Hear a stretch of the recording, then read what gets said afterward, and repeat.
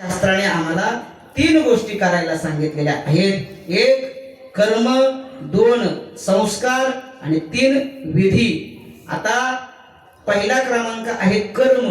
आता कर्माचा विचार केला तर शास्त्राने दोन प्रकारची कर्म सांगितली आहेत बरं का.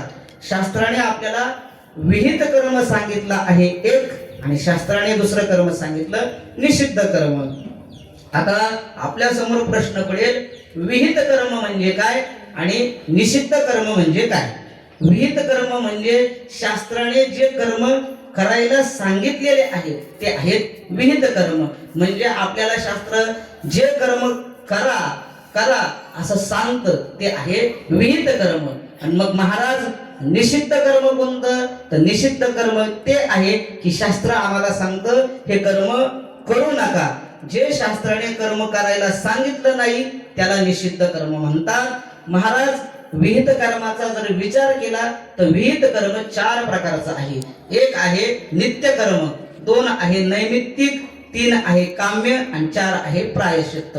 याचा विचार करतो. निषिद्ध कर्म काय, तर मांस भक्षण करू नये, दारू पिऊ नये, ही जी कर्म आहे ही निषिद्ध कर्मामध्ये मोडत असतात.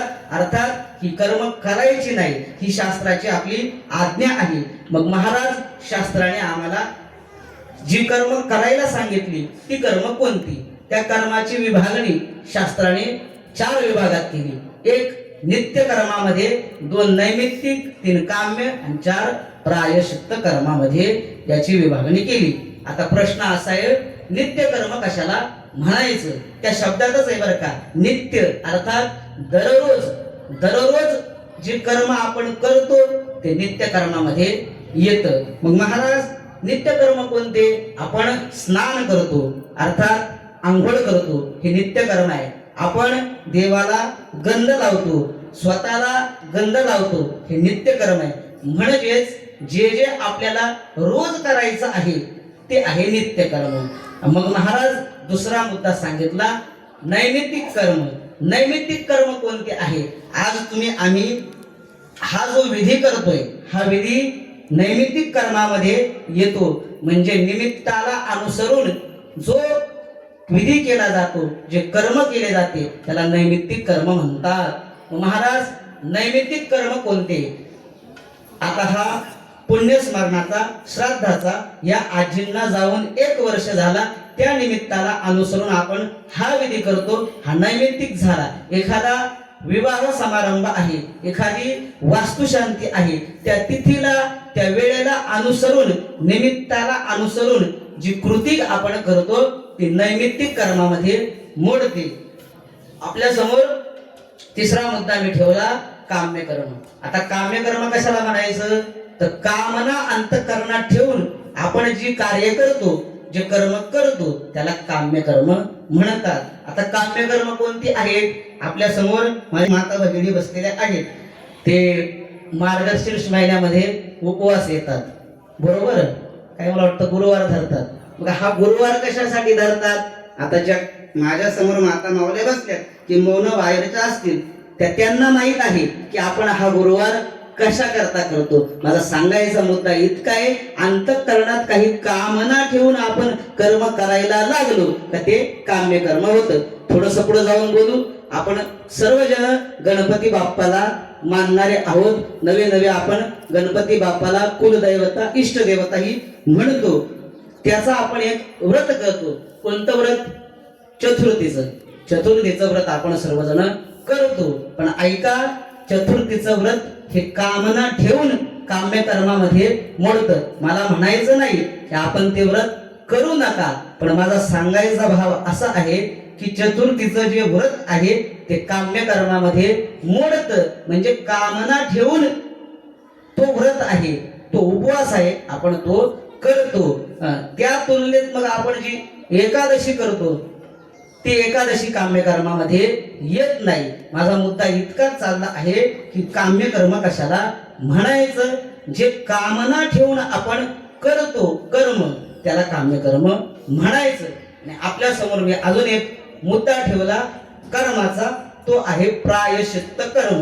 आता प्रायश्चित्त कर्म कशाला म्हणायचं की वरील 3 कर्म करत असताना आपल्याकडून काही पापात्मक क्रिया झाली तर तिच्या निवारणाकरता जे कर्म करायचं असतं त्याला प्रायश्चित्त कर्म म्हणतात. म्हणजे नित्य कर्म करत असताना, नैमित्तिक कर्म करत असताना आणि काम्य कर्म करत असताना आपल्याकडून एखादी नकळत पापात्मक गोष्ट झाली, पाप झालं, मग त्याच्या शालनार्थ काहीतरी कर्म असायला पाहिजे, मग ते कर्म आहे प्रायश्चित्त कर्म. असा हा कर्माचा विचार आहे. मी आपल्या समोर 2 मुद्दे ठेवले. आपण हा दशक्रियाचा, वर्षश्राद्धाचा, पुण्यस्मरणाचा विधी का करावा? कारण अलीकडं विज्ञानवादी युग आहे. विज्ञानवादी युगाला काही गोष्टी मान्य नाही आणि त्यामुळे हे कुठंतरी सांगावं लागतं की हे विधी आपल्याला का करायचे आहेत, कशा करता करायचं आहे. शास्त्राने सांगितलं म्हणून, ज्येष्ठ श्रेष्ठांची परंपरा आहे, श्रेष्ठाचार आहे म्हणून हा विधी करायचा आहे. अजून याला एक कारण सांगतो. आपण जीवन जगत असताना आपल्यावर काही लोकांचे ऋण आहेत. ऋण नाम उपकार आहेत आणि त्या उपकारातून आपल्याला उत्तरायी व्हायचं आहे आणि ते उत्तरायी होण्याकरता आपल्याला काही विधी, काही कर्म हे करावेच लागतात.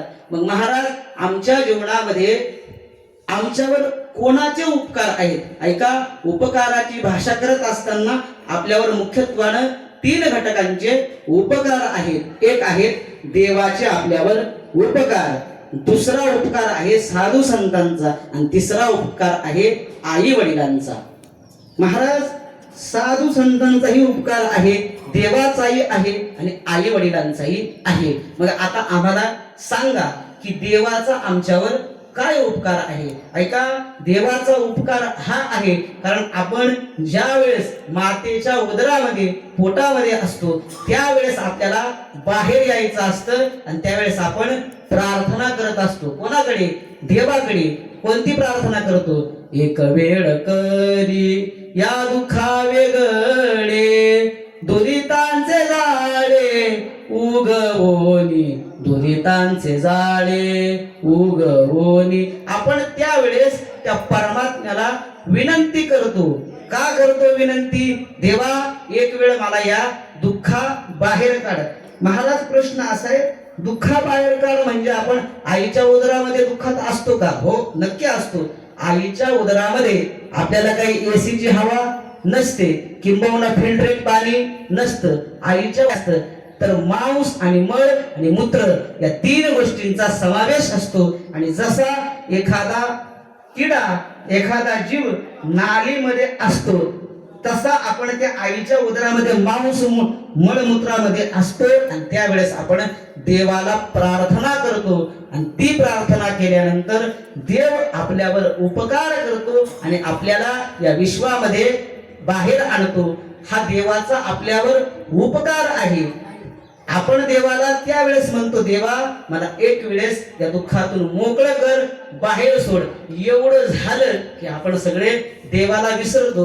मला वाटतं आपण आपल्या सर्व देशाचाही विचार करा, प्रांताचाही विचार करा. भरपूर समाज देवाला न मानणारा आहे. मला वाटतंय अनेक लोक देवाला मानत नाही, पण देव आहे हे ज्याला अनुभूतीला आलं तो शांत राहतो. माझा सांगायचा भाव इतका आहे, देवाचे आपल्यावर उपकार आहेत. मग आपण बाहेर आल्यानंतर देवाला विसरतो आणि अशा काळामध्ये देवाला आपण विसरलेलो असताना आपल्यावर एक घटक आपल्याला ती जाणीव करून देतो आणि तो घटक मध्ये संत आहेत. आणि मग संत आपल्यावर उपकार करतात. कोणता उपकार करतात? आपण ज्या भगवान परमात्म्याला विसरलो आहोत त्या भगवान परमात्म्याची ओळख करून देण्याचं जे माध्यम आहे ते माध्यम म्हणजे संत. महाराज, संत काय काय उपकार करतात? आता फारसं चिंतन आहे. संत आमच्यावर नेमके काय काय उपकार करतात? संत आमच्यावर काय उपकार करतात? तुकोबाराय म्हणतात, काय सांगू आता संताचे उपकार, काय सांगू आता संताचे उपकार, मज निरंतर जागवीती, मज निरंतर जागवीती, मज निरंतर जागविती. साधू संत आम्हाला जागवतात. आता प्रश्न आपल्या समोर असा पडेल, साधू संत आम्हाला जागवतात. माझ्या समोर आता तुम्ही सगळे बसले आहात, तुम्ही झोपलेले आहात का जागे आहात? हो, निश्चितच जागे आहात. जागे आहात म्हणून ऐकताय ना. मग आम्हाला संत महात्मे जागवतात, मग नेमकं कोणती जागृती देतात? ऐका, संत महात्मे आम्हाला जागवतात. ही जी स्थूल जागृती आहे ती स्थूल जागृती आम्हाला संत महात्मे करून देत नाही. जी सूक्ष्म आहे, अर्थात आपल्या ठिकाणी जे अज्ञान आहे त्या अज्ञानातून बाहेर काढण्याचं काम संत महात्मे करतात. हे संतांचे उपकार आपल्यावरती आहेत. आता ह्या उपकाराचं चिंतन फारसं आहे, मला पुढेही बोलायचं आहे. संतांचे अनेकच उपकार आहे, पण आपलं निमित्त इथं वर्ष श्राद्धाचं पुण्यस्मरणाचं आहे. मला पुढचा जो मुद्दा आहे तो मुद्दा सांगायचा आहे. आपल्यावर तिसरे ऋण, तिसरे उपकार आई वडिलांचे आहेत. आता याच्यामध्ये आईचे वेगळे उपकार आणि बापाचे वेगळे उपकार आहेत बरं का. आता मी पहिला बाप सांगतो आणि नंतर आई सांगतो. आपल्या जीवनामध्ये आपल्यावर बापाचे उपकार आहेत. महाराज, आता आमच्या जीवनामध्ये आमचे बापावर काय उपकार आहेत? बरेचशी मुलं असं बोलूनही दाखवतात व्यवहारामध्ये बरं का. वडिलांना बोलतात, दादा तुम्ही आमच्यासाठी काय केलं? बरीचशी मुलं आहेत बोलतात, पण माझं त्यांना सांगणे, त्या बापाने आपल्यासाठी काय केलं हे तो शब्दात सांगू शकत नाही महाराज. तो शब्दात सांगू शकत नाही, याचा अर्थ त्याने उपकार केले नाही असं होत नाही. ऐका, उदाहरण सांगतो. एक वडील आपल्या मुलाकरता काय करतात? सामान्य कुटुंबातील मुलगा आहे, सामान्य परिस्थिती आहे आणि तो मुलगा शिक्षण घेतो आहे. उदाहरण चांगलं आहे का, लक्षपूर्वक. तो मुलगा शिक्षण घेतो आणि त्याचं BA कंप्लीट झालं आणि त्याला शिक्षक पदावर जायचं आहे. माझ्या समोर सुशिक्षित लोक बसलेले आहेत म्हणून सांगतो. तो मुलगा 15वी झालेला आहे, BA केलेला आहे, BEdही त्यांनी केलेलं आहे आणि त्याला एका ठिकाणी शाळेवर शिक्षक म्हणून रुजू व्हायचं आहे. पण त्याला तिथं जाण्याकरता 50,000 रुपयाची आवश्यकता आहे. आणि मग तो मुलगा स्वाभाविकच आपल्या बापाकडे येतो आणि आपल्या बापाकडे आल्यानंतर तो मुलगा बापाला सांगतो, पप्पा, दादा, मला प्रवेशाकरता 50,000 रुपये पाहिजे. पण वडिलांची परिस्थिती तेवढी नसते. मग अशा वेळेस वडील शांत राहतात आणि आपल्या बायकोकडे जातात आणि त्यावेळेस ती बायको त्या बापाला म्हणते, अहो तुम्ही तुमच्या मुलाला 50,000 रुपये देऊ शकत नाही, तुमचा मित्रवर्ग आहे ना त्याच्याकडे जा. मग तो बाप आपल्या मित्रांकडे जातो बरं का. आणि मित्रांच्याकडे गेल्यानंतर मित्रांनाही विनंती करतो. दिवसभर तो बाप सर्व मित्रांच्या दारात जातो, पण अक्षरशः विनामूल्य आपल्या हातात एकही रुपया न मिळाल्यामुळे निराशाने येतो आणि आपल्या रूम मध्ये जातो आणि आपल्या पत्नीला बोलतो, अगं मला पैसे काही मिळाले नाही. आणि त्यावेळेस ती पत्नी त्याला बोलते, अहो तुमची काही इज्जत वगैरे काही आहे का नाही? ही लोक तुम्हाला 50,000 देऊ शकत नाही. आणि त्यावेळेस तो बाप आपल्या खोलीमध्ये जातो आणि उशाला, जी उशी आहे ती उशी पूर्ण ओली होईपर्यंत रडतो. तो बाप आम्हाला अजून दिसला नाही. मला सांगायचं काय आहे की वडिलांचे आपल्यावर भरपूर उपकार आहेत. म्हणून या युगामध्ये आपण वडिलांनाही विसरलं नाही पाहिजे. कितीतरी वृद्धाश्रम झालेत. थोडस पुढे जाऊन धाडसानं बोलू. त्या वृद्धाश्रमामध्ये सामान्य कुटुंबातील आई वडील नाही, जे विशेष लोक आहेत ना. माझ्या समोर मंडळी बसलेली आहे, सगळी जबाबदारीने बोलतो. आम्ही बऱ्याच वेळा अनेक ठिकाणी जातो, कधी वृद्धाश्रमात जाण्याचा योगही येतो. मी स्वतः आळंदीत राहतो, तिथेही एक वृद्धाश्रम आहे आणि तिथं खोटं नाही बोलत, मी गेलेलो आहे. तुम्ही सुद्धा कधी आळंदीला आले तर जाऊ शकता तुम्ही. तिथं एक वृद्ध आश्रम आहे आणि तिथं मी सहज विचारलं की इथं जी मंडळी मला दिसते, कोणाचा बाप आहे, कोणाची आई आहे, यांची मुलं नेमकी काय करतात? त्या मंडळीने जे उत्तर दिलेलं आहे त्या लोकांनी ते फार जबाबदारीपूर्वक सांगतो. तिथल्या जवळजवळ 7-8 लोक अशी सांगितली की त्यांची मुलं इंजिनियर आहेत, डॉक्टर आहेत, नवे नवे सर्व्हिसला आहेत, अशी जी मुलं आहेत त्यांचे आईवडील आज वृद्धाश्रमात आहे. सांगतानाही खूप वाईट वाटतंय. माझा मुद्दा का हे मी सांगतो की आपण कुठेतरी वडिलांचे उपकार, वडिलांचा जो उपकाराचा जो भाव आहे तो विसरलो आहोत. म्हणून अलीकडच्या काळामध्ये हे आपल्याला जास्त पाहायला मिळतं. म्हणून ऐका, वडील आपल्याला बोलत नाही, किंबहुना सांगत नाही आम्ही तुमच्यासाठी काय केलं, पण वडिलांनी भरपूर आपल्यासाठी केलेलं आहे. म्हणून आपण वडिलांना सुद्धा विसरलो नाही पाहिजे. महाराज, हा वडिलांचा विषय झाला. एक वेळेस आई तरी आपलं जे काही कर्तव्य आहे ती बोलूनही दाखवते, पण वडिलांना कधीच बोलता येत नाही. महाराज, आमच्यावर आमच्या आईचे तरी काय उपकार आहेत. ऐका, आईचे वडील, आपल्या आईचे जे उपकार आहेत ते भरपूर आहे. या विश्वामध्ये एक असं क्षेत्र आहे का ते आपल्यावर प्रेम निस्वार्थ करतं.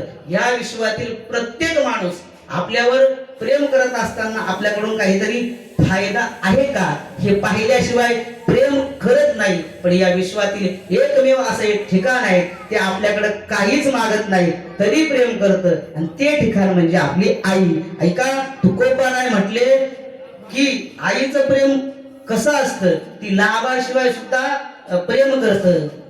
ऐसी कळवळ्याची जाती, ऐसी कळवळ्याची जाती, कधी लाभा वीण प्रीती, कधी लाभा वीण प्रीती. ऐसी कळवळ्याची जाती, ऐसी कळवळ्याची जाती. तुकोबाराय म्हटले अशी एक कळवळ्याची जात आहे की ती लाभाशिवाय आपल्यावर प्रेम करते, ती म्हणजे आपली आई. आज मी एका आईच्या पुण्यस्मरणाच्या विधीला आलेलो आहे म्हणून सांगतो. ऐका, असा कोणता पुरुष आहे किंवा अशी कोणती व्यक्ती आहे की आपल्या पोटामध्ये 9 महिने एखादा गोळा जपून ठेवत असेल? सांगा ना मला, कोण करू शकतं? एखाद्याला दगड बांधा आणि त्याला म्हणा 9 महिने तो दगड सांभाळू शकतो? नाही सांभाळू शकत. मग हे कोण करू शकते? ही फक्त आई करू शकते. कारण आईच्या अंतःकरणात मातृत्व भाव आहे, वात्सल्य भाव आहे. तिला अपेक्षा नाही की माझ्या पोटी येणारा जो मुलगा आहे, मुलगी आहे, ती मला पुढे सांभाळेल की नाही, मला प्रेम देईल की नाही, तिला माहित नाही, पण तरीही ती प्रेम करते. हे आईच्या आपल्यावर असलेले उपकार आहे. आणि थोडं संतांच्याच प्रमाणानं बोलू, आईच्या अंतःकरणात जर कोणाविषयी प्रेम असेल तर केवळ ते मुलाविषयी. मातेची या चित्ती अवघी बाळकाची व्याप्ती. मातेच्या अंतःकरणात जर कोण असेल तर केवळ ते बाळ आहे आणि त्या बाळाविषयीच प्रेम आहे. माझा सांगायचा भाव इतकाच आहे, आईच्या आपल्यावर अनंत उपकार आहेत. म्हणून आपण त्या आई वडिलांच्या आईच्या विसरू नये, त्या उपकारातून उतराई झालं पाहिजे. मग महाराज, आम्ही आईच्या ऋणातून, उपकारातून उतराई कसं व्हायचं? एक सांगतो, जोपर्यंत आई वडील जिवंत आहेत ना तोपर्यंत आई वडिलांची सेवा आणि त्यांना आपल्यामध्ये ठेवा. हेच तुमच्यावर तुमच्या आईचे उपकार आहेत समजा. कारण एवढं जरी केलं तरी बस. मला वाटतं तुम्ही कुठं यात्रेला जा, कुठं देवाला जा का नका जाऊ, पण जो आपल्या आई वडिलांचं नित्यानं दर्शन करतो ना तो सगळ्या देवांचं दर्शन केल्यासारखाच असतो. जो आपल्या आई वडिलांचा व्यवस्थित सांभाळ करतो ना तो सगळे पुण्य कमावल्याचं फळ त्याला प्राप्त होतं. कारण आई वडील हे दैवतच आहे. म्हणून मला वाटतं क्षेत्राला जायचं, तीर्थयात्रा करायचं, पण आई वडिलांच्याकडे लक्ष नाही द्यायचं तर त्याचा काही उपयोग होत नाही. म्हणून आपण आपल्या आई वडिलांवर प्रेम केलं पाहिजे, आपल्या आई वडिलांच्या ऋणात राहिलं पाहिजे. हा एक भाव आहे.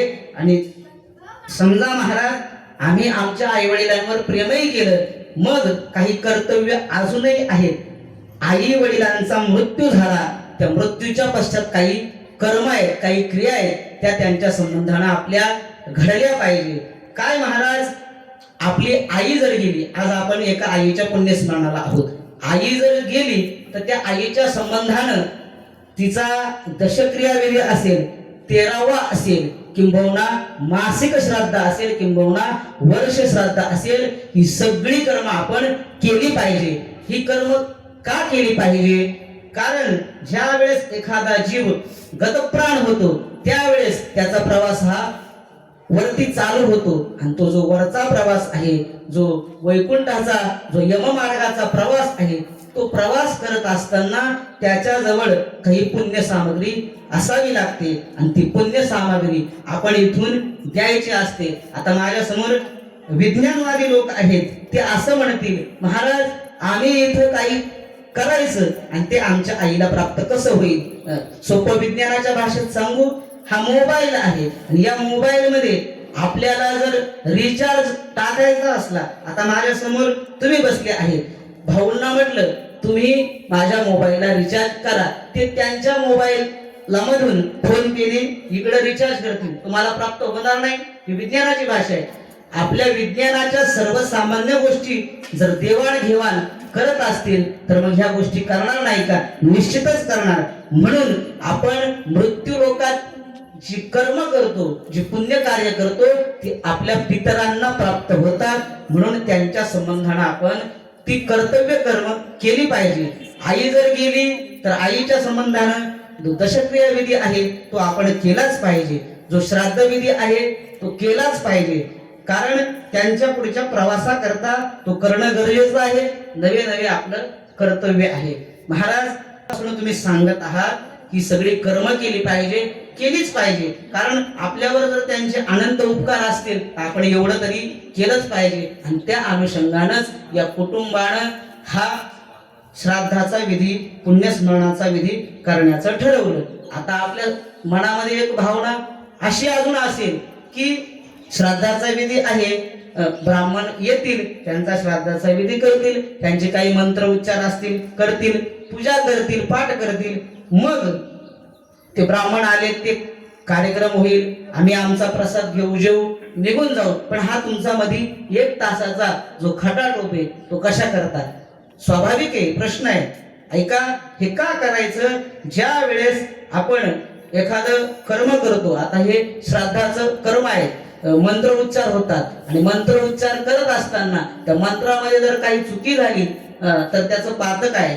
आणि मग ब्राह्मण बुवा येतात. आता मला माहिती नाही या भागामध्ये कोण ब्राह्मण बुवा येतात, पण अलीकडे अशी स्थिती झालेली आहे, पूर्ण पंचक्रोशीला 1 किंवा 2च ब्राह्मण असतो, आणि त्याच्यातही त्याचा किती अभ्यास असतो. मला इथं टीका करायची नाही, पण सांगायचं आहे त्याचा किती अभ्यास असतो, तो कसे मंत्र उच्चारतो.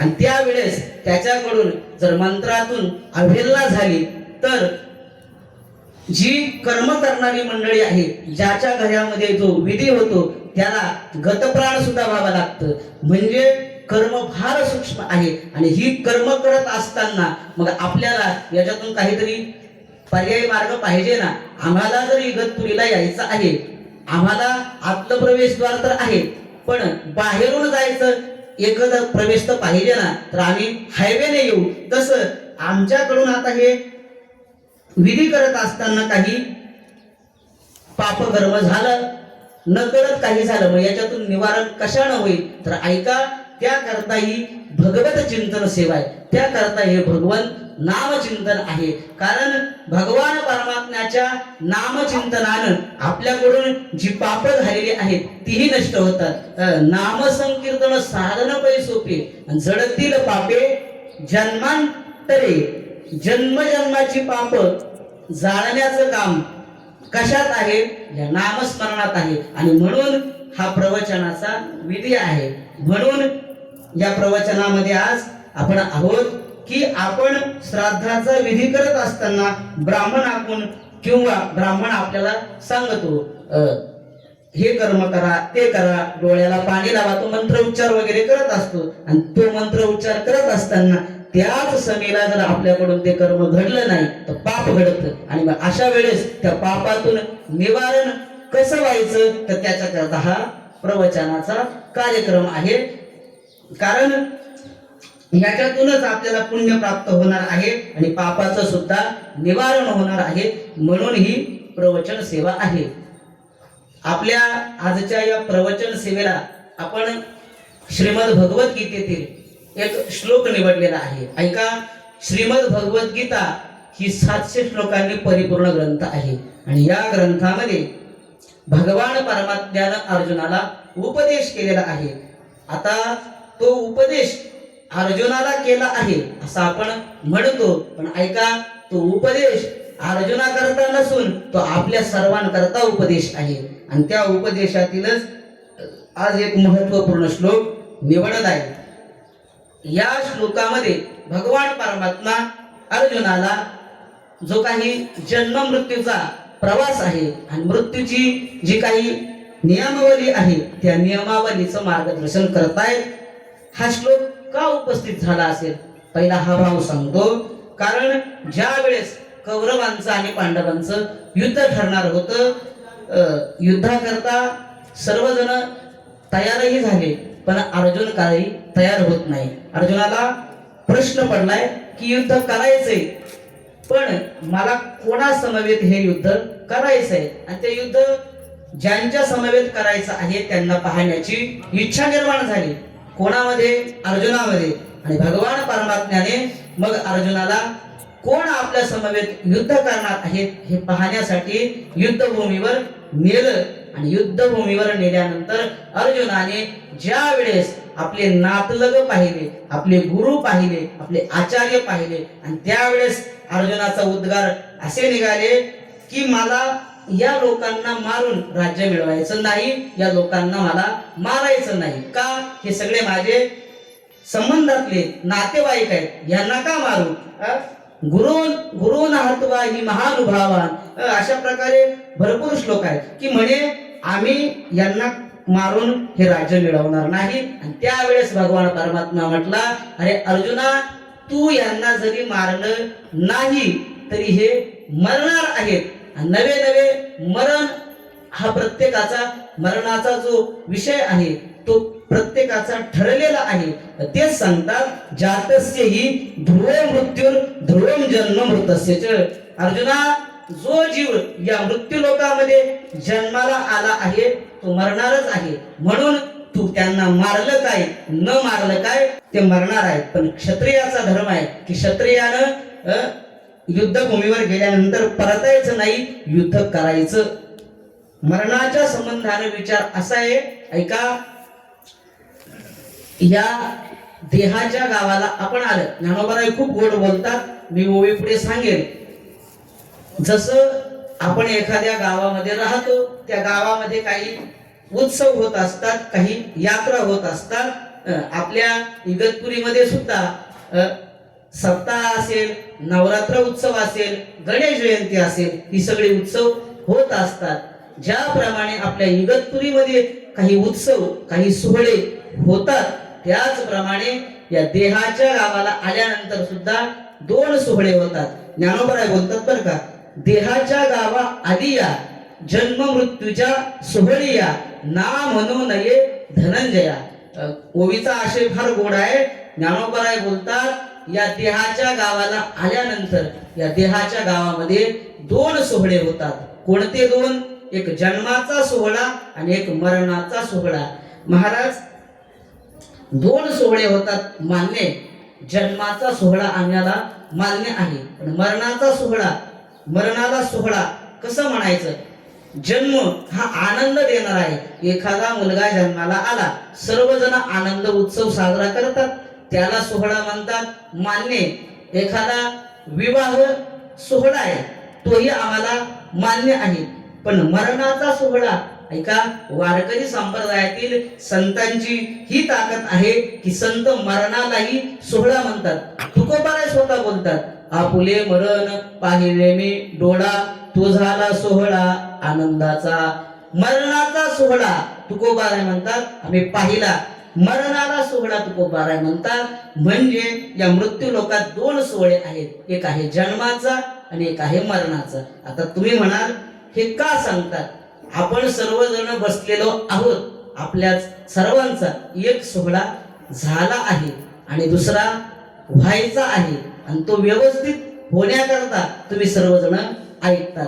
आता याच्यातला एखादा उठून म्हणेल महाराज, कोणी म्हणू शकतं का हात वर करून की माझा दुसरा सोहळा होणार नाही? थोडं पुढचं बोलू, त्याचा हात वर होईपर्यंत दुसरा सोहळा होईल. म्हणजे जन्माचा सोहळा आणि मरणाचा सोहळा हे दोन सोहळे आपले निश्चित आहेत. महाराज, मग हे दोन सोहळे जर आमचे निश्चित आहेत तर आम्ही दुसरा सोहळा चांगला करता यावा याच्याकरता काय केलं पाहिजे? ऐका, मरण सर्वांना अटळ आहे. या मृत्यू लोकामध्ये 7 आश्चर्य आहेत. तुम्ही सगळे जाणकार मंडळी आहेत. 7 आश्चर्य आहेत आणि 8वं आश्चर्य हे आहे की मनुष्याला माहिती आहे की आपलं मरण अटळ आहे आणि जो व्यक्ती आपल्या मरणाला विसरला आहे हे मोठं आश्चर्य आहे. की आपल्याला माहित आहे आपण मरणार आहे पण आपण ते विसरलो आहोत. म्हणून मृत्यू ही प्रकृती आहे बरं का. मृत्यू अत्यंत स्मृती ही मृत्यू ही प्रकृती आहे. थोडे शब्द जड वाटतील, ऐका. मृत्यू स्वाभाविक आहे. मृत्यू येणार आहे आणि तो येणारच आहे. मी जबाबदारीने बोलतो, मृत्यू प्रकृती आहे आणि त्या मृत्यूला न स्वीकारणं ही विकृती आहे आणि त्या मृत्यूला सुधारणं ही संस्कृती आहे. 3 शब्द आपल्या समोर फार महत्वपूर्ण ठेवलं. एक, मृत्यू प्रकृती आहे, मृत्यूला न स्वीकारणं ही विकृती आहे आणि 3, मृत्यू सुधारणं ही संस्कृती आहे. महाराज, या जगताकडे आम्ही जर पाहिलं तर मृत्यूला चुकवण्याचा अनेकांनी प्रयत्न केलाय. मी सांगेन की मृत्यूला चुकवण्याकरता कोणी प्रयत्न केले. आता अलीकडे विज्ञानवादी युग आहे म्हणून एक विज्ञानातलं उदाहरण सांगतो आणि एक पुराणातलं उदाहरण सांगतो. कारण अलीकडे अशी स्थिती झाली आहे भाऊ की विज्ञानानं बोललं नाही की लोक म्हणतात महाराज त्यांचं सांगतात, विज्ञानाची जोड देणं गरजेचं झालं. म्हणून मी तर नेहमी विज्ञानातील उदाहरणं देतच असतो. हा मृत्यू चुकवण्याकरता कोणी प्रयत्न केला? विज्ञानातलं उदाहरण सांगतो. प्रसिद्ध नृत्य करणारा डान्सर मायकल जॅक्सन, आपण बऱ्याच जणांनी त्याचं नावही श्रवण केलं असेल, ऐकलं असेल. त्याचं म्हणणं असं होतं की मला 150 वर्ष तरी जगायचं आहे. याच्याकरता त्याने प्रयत्न काय केले? 150 वर्ष जगण्याकरता त्याने एक मनुष्य विकत घेतला. ऐकताय तुम्ही? मनुष्य विकत घेतला आणि आपल्या शरीरातील एखादा अवयव खराब झाला तर त्या विकत घेतलेल्या मनुष्याच्या शरीरातून घ्यायचा आणि तो बसवायचा. म्हणजे त्याने आपला मृत्यू चुकवण्याकरता स्पेशालिस्ट डॉक्टर ठेवले. म्हणतात कानाकरता कानाचा स्पेशालिस्ट, नाकाकरता नाकाचा, हाताकरता हाताचा, एकंदरीत अशी सगळी डॉक्टराची टीम त्याने ठेवली. कशा करता? आपल्याला 150 वर्ष तरी जगायचं आहे म्हणून. पण सज्जन, दुर्दैवाची गोष्ट अशी आहे की त्या मायकल जॅक्सनला वयाच्या 50व्या वर्षी मरावं लागलं. तुम्ही आजही गुगलला जाऊन चेक केलं तरी चालेल. मायकल जॅक्सनचं वय वर्ष 50 मध्ये निधन झालं.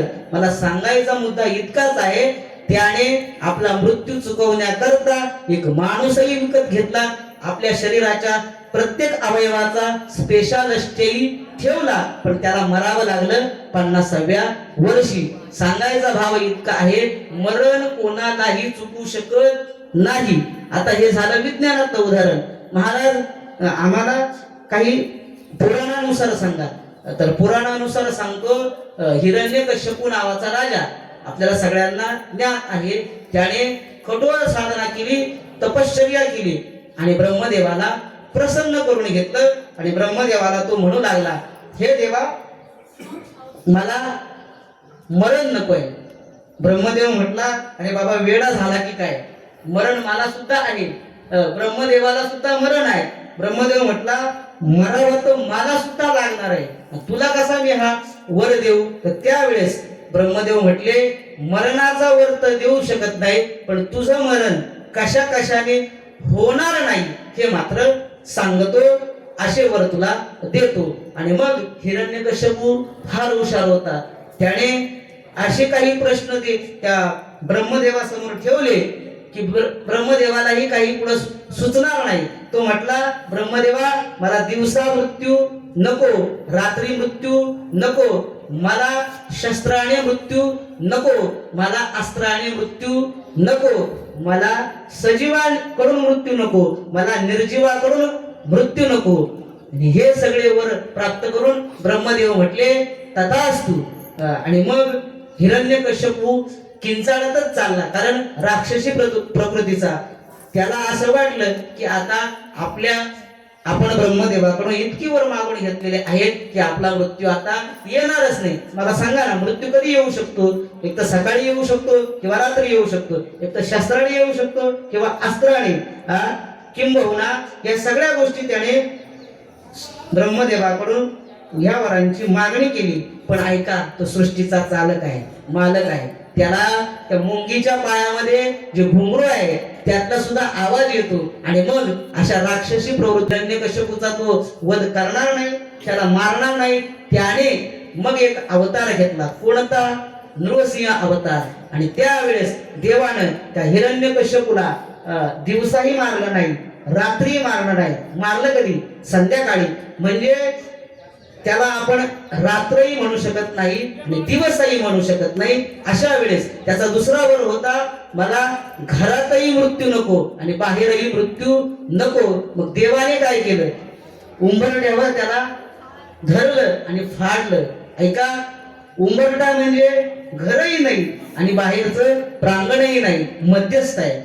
अजून त्याने सांगितलं, मला सजीवाकडून मृत्यू नको आणि निर्जीवाकडून मृत्यू नको. ऐका, देवानं त्याचा मृत्यू कशाने केला? तुम्ही बऱ्याच वेळा ऐकला असेल. देवाने त्याचा मृत्यू या नखाने केला. मला सांगा, नख सजीव का निर्जीव? नखाला तुम्ही सजीव म्हणत असाल तर ते तोडल्यानंतर, कापल्यानंतर आपल्याला काही त्रास होतो का? नाही होत. आणि जर त्याला निर्जीव म्हटलं तर ते वाढतच असतात ना. वाढ कोणाची होते? सजीवाची. मग नख सजीवही नाही आणि निर्जीवही नाही, म्हणून देवानं सजीवा निर्जीवातीत असणारे नख आहेत, त्या नखाने त्याचं वध केला. महाराज त्याने प्रश्न केला, जीवाकडून मृत्यू नको आणि प्राण्याकडून मृत्यू नको. देवाने शरीरच असं धारण केलं की जीवही म्हणू शकत नाही आणि प्राणी म्हणू शकत नाही. आपण नृसिंह परमात्म्याचा चित्र पहा, फोटो पहा, आपल्याला त्या फोटोमध्ये दिसेल भगवंताचं शरीर कसं आहे. मानेपर्यंत मानवाचं शरीर आहे आणि मानेच्या वरती प्राण्याचं शरीर आहे. म्हणजे मला सांगायचं काय आहे, त्या हिरण्यकश्यपूनं अनेक मागण्या करून आपला मृत्यू चुकवण्याचा प्रयत्न केला, पण मृत्यू चुकला नाही आणि मृत्यू चुकूही शकत नाही. महाराज, हा मृत्यू चुकवणं म्हणजे ही विकृती आहे. मग महाराज, हा मृत्यू आम्हाला सुधारायचा आहे. अर्थात तुम्हीच सांगितलं, मृत्यूचा सुधार करणं म्हणजे संस्कृती आहे. मग आम्हाला हा मृत्यू सुधारायचा आहे, संस्कृती पूर्णत्वाला न्यायची आहे. कसं करणार? ऐका, मरण कोणी सुधारलं का? मरण अनेकांनी सुधारलं बरं का. कोणी? आपल्याकडे, माझ्याकडे भरपूर उदाहरणं आहेत. त्यामध्ये छत्रपती संभाजी महाराज यांनी आपला मृत्यू सुधारला. आपल्या सर्वांनी त्यांचं चरित्र अभ्यासलंही असेल. किंबहुना अलीकडे चित्रपट आला होता संभाजी महाराजांच्या नावानं. कोणता? छावा. त्या छावा चित्रपटामध्ये आपण पाहिलं असेल. मी माफी मागून बोलतो, चित्रपट पाहू नये, पण चांगला असेल, काहीतरी आपल्याला त्याच्यातून प्राप्त होणार असेल, काहीतरी ऊर्जा देणारा असेल तर तो पाहिलाही पाहिजे. आणि मला वाटतं आपल्यातल्या अनेकांनी तो चित्रपट पाहिला असेल. कोणता? छावा. त्या चित्रपटातून संभाजी महाराजांचं जे चरित्र आहे, संभाजी महाराज कोण होते हे सांगितलं. माझा मुद्दा हा चालू आहे की संभाजी महाराजांनी आपलं मरण सुधारलं. कसं काय? महाराज संभाजी महाराजांना अनेक यातना दिल्या. मला सांगतानाही अंगावर काटे येतील की संभाजी महाराजांना पहिल्यांदा औरंगजेबाने सांगितलं, संभाजी, तू जर आमचा धर्म स्वीकारला, इस्लाम स्वीकारला तर तुला माझी मुलगीही देईल आणि पुढे जिवंतही ठेवेल. पण ऐका, ते छत्रपती संभाजी महाराज होते, त्यांनी ती मुलगीही स्वीकारली नाही आणि तो धर्मही स्वीकारला नाही. म्हणजे अनेक यातना त्यांनी सहन केल्या. महाराज तापवलेल्या सळ्या डोळ्यामध्ये खुपेसणं, जीभ बाहेर ओढणं, अंगावर अंग सोलून काढणं आणि त्याच्यावर मीठ चोळणं. ऐका, हे ऐकत असताना देखील आपल्याला किती वाईट वाटेल. आणि त्या छत्रपती संभाजी महाराजांनी या यातना सहन केल्या, नाम त्यांनी मृत्यू सुधारला. मला हेच सांगायचं आहे, आपण आपल्या जीवनामध्ये मृत्यू सुधारला पाहिजे. हे संभाजी महाराजांचं सांगितलं.